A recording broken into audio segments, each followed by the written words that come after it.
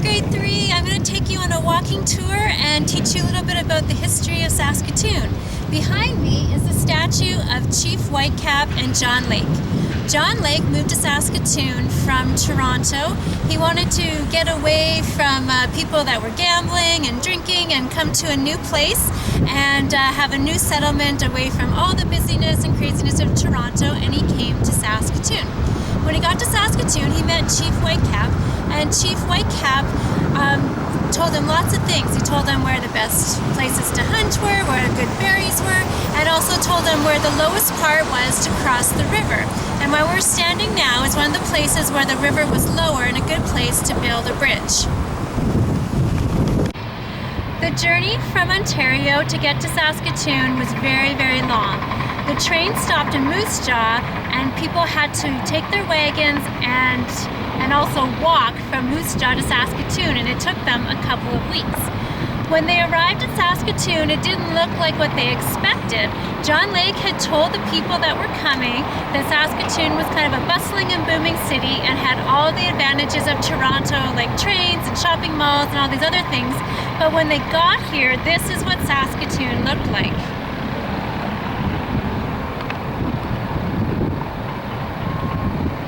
As you can see, there were only a few houses and a few tents in Saskatoon, so it was very barren. And this place by the river, the only way they could cross was to go by ferry. This is what the ferry looked like back then. This is in 1885.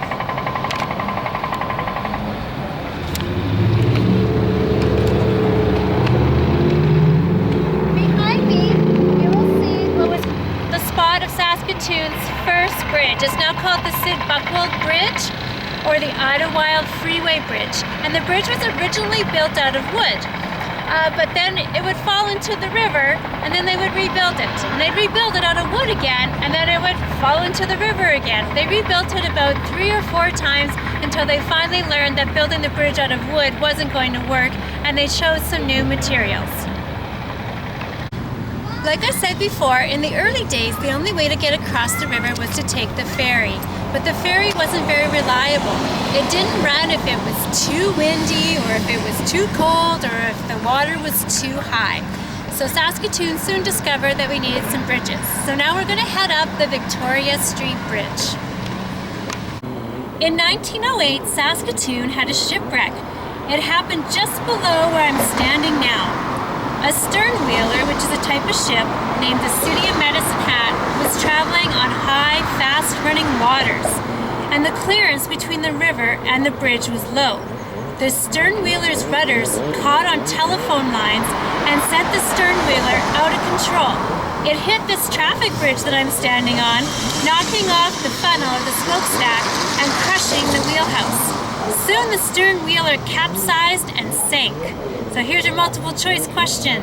How would you get the crew of off the stern wheeler before it sank? A, let them go down with the ship singing row, row, row your boat. B, use a ladder to let them climb onto the bridge. Or C, tell them to jump off the stern wheeler and swim. If you answered B, you are correct. The crew used ladders to get off the sinking boat and onto the bridge, and amazingly, no one was injured.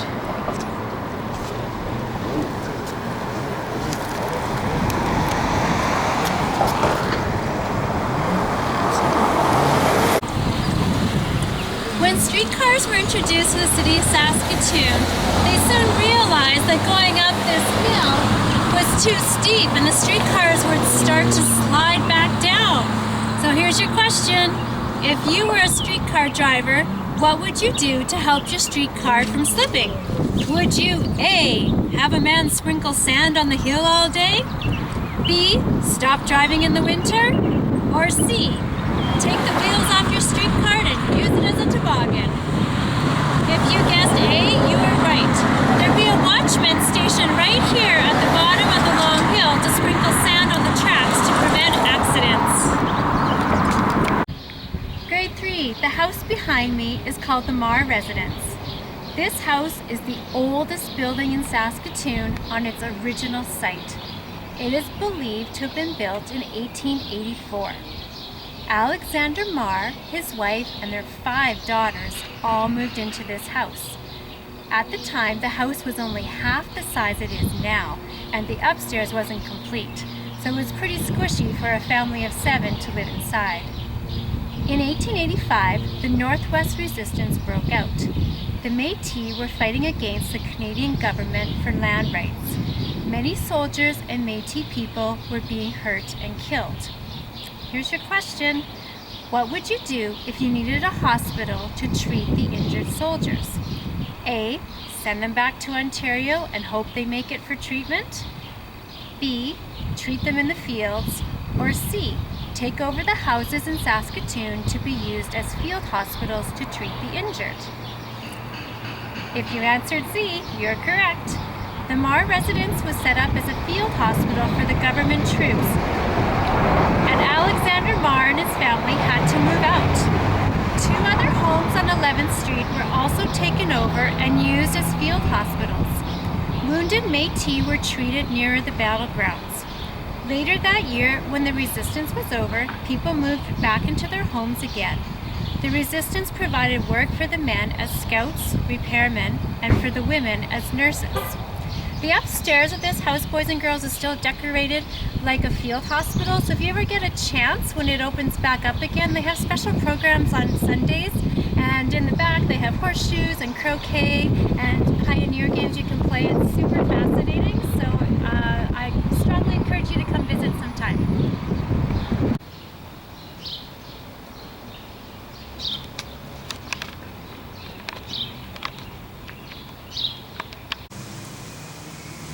Behind me is Nutana Collegiate, and it was the first high school built in Saskatoon. Many of the staff and students fought in World War I and World War II. These brave young men went to war so that we can enjoy our peace today. As these men and women left their family and friends, many wondered if they'd ever come back to Saskatoon. Sadly, not everyone was lucky enough to return. In honor of their courage, the staff and students bought Canadian artwork for each person who died. This was Saskatoon's first important collection to be purchased and displayed. When the school is opened, the art gallery can be viewed, so if you ever get a chance to do that, you just call ahead and they'll let you see the original artworks. Hip hip hooray! It's Fair Day! In 1886, the first exhibition came to town in Saskatoon, and it happened right behind me here beside Nutana Collegiate in this field. The agriculture show was held on these grounds. Everyone entered their finest livestock, ripe vegetables, and Saskatoon berry jam, quilts, fresh bread, and pie recipes in hopes of winning first prize. Question: you are the judge at the agriculture exhibition. What types of prizes would you give? A. Cold hard cash. B. An all-expense-paid trip to Moose Jaw. C. Free passes for the pony rides. If you answered A, you are correct. Henry Trounce, store owner in Nutana's first permanent store, offered money as a prize. The winner got 50 cents for the best darn sock and patched pants, and another man won $1 for his trotting ox. When the temperance colonists arrived at Saskatoon, they realized they had no place to worship. Where would you hold your first church service? A. In a cave along the riverbank. B. Outside under the bright blue sky. Or C. Travel to Prince Albert to attend church. If you guessed B, you're correct. The colonists held their first church service outdoors. Later, services were held in tents, people's homes, the schoolhouse, and even in the Railwood Roadhouse, a place where the train was turned around to go on a new track. Finally, a church was built here, and the church was named Grace Church after Grace Fletcher, a lady who was a merchant involved in the buffalo bone trade and an active member of the church. As the colony grew, a bigger church was required, and 2 more churches were built, and the last church still stands today. The present church where I'm standing is named Grace Westminster after Westminster Church at Eastlake and 12th joined to form one church.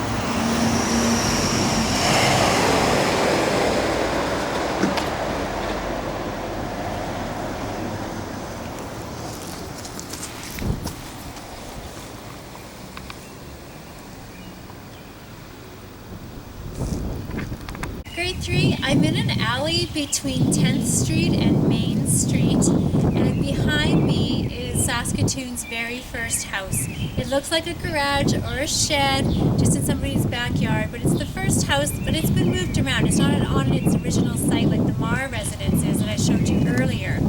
This was the house that belonged to Henry Trounce. So Henry Trounce and his wife, they gave a party at this house to help them celebrate the new year. And this was a big event and the house was full. If you brought your baby to the party and the house was full, where would you put your baby? A, hold your baby tight all night. Or B, hold your baby in the snowbank. Or C, put your baby in the attic. Well, surprisingly, the answer is C. Put your baby in the attic. That was the only place left for them to go. As you look at the house, you can see that it's very small. The house used to be at the front of the lot, but was later moved to the back and used as a garage. The house has 3 rooms, 2 bedrooms, and 1 living room. Besides the family room in the house, 2 men also rented a room from the Trounces. Trounce's store was built onto the front of their house. Question. You are a Northwest Meta police officer and you arrested a man for stealing chickens. What would you do with the prisoner? A, tie the prisoner to a tree. B, lock him in a jail. Or C, make him promise that he won't steal and let him go. If you answered B, you're correct.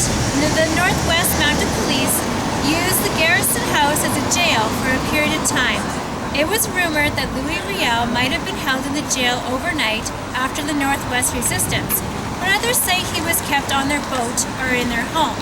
Behind me is the bulk cheese warehouse today, but in the pioneer times it was used as the jail.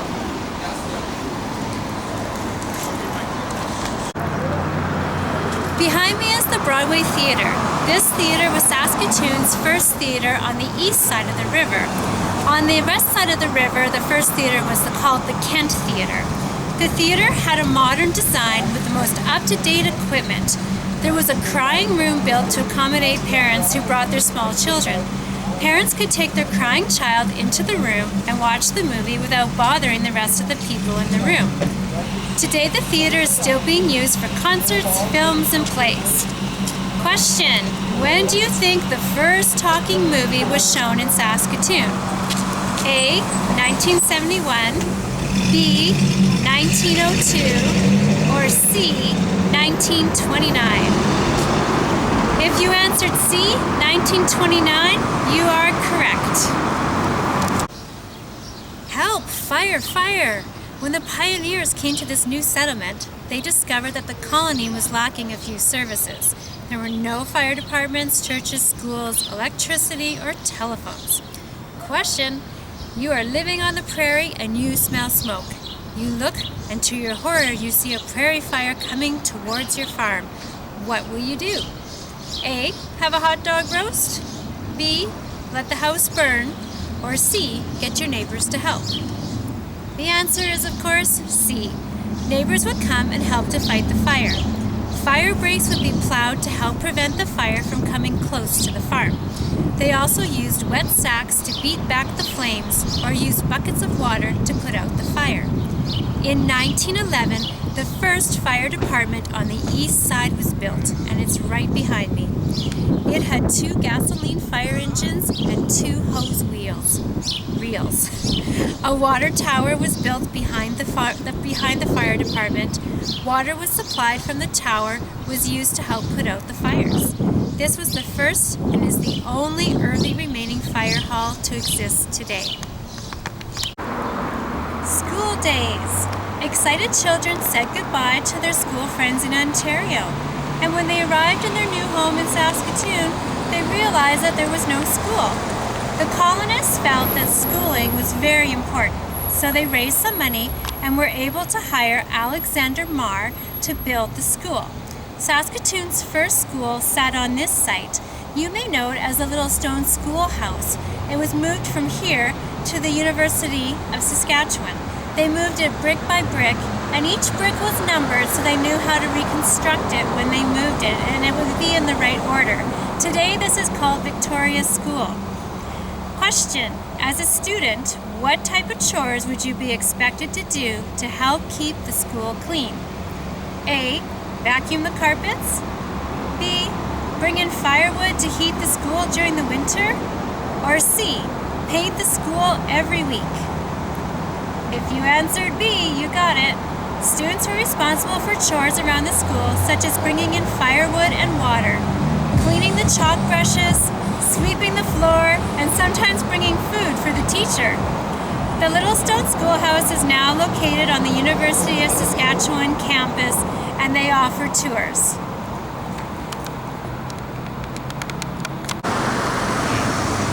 If you decide to come on the tour, you'll notice there's a Booster Juice right across the street, a great stop to get something to drink on the long walk.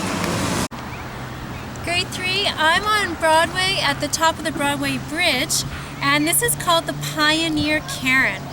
And this was built in memory of the first homesteaders, and it illustrates how the land around Saskatoon was divided. The paving stones beside me in the plaza represent the sections of land pioneers could buy and homestead. Each paving stone that has a name on it shows where that pioneer settled and built his or her home. Some early pioneers were at the opening of this cairn in 1952.